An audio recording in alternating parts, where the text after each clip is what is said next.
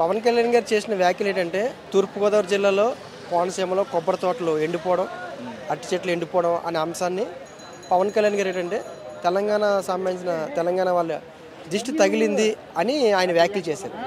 ఎప్పుడైతే ఆయన వ్యాఖ్యలు చేశారో అది కొంచెం తెలంగాణ సమాజం కొంతమంది దాన్ని ఎక్కువ రియాక్ట్ అయ్యారు. సో పవన్ కళ్యాణ్ గారు గతంలో కూడా అనేక వ్యాఖ్యలు చేశారు.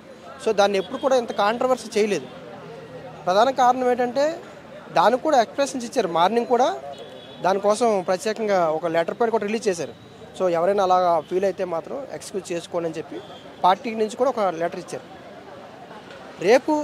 రేపు రాబోయే కార్పొరేట్ ఎన్నికల్లో పవన్ కళ్యాణ్ గారు జనసేన పార్టీ, టీడీపీ, బీజేపీ 3 పార్టీలు కలిసి పోటీ చేసే అవకాశాలు ఎక్కువ ఉన్నాయి.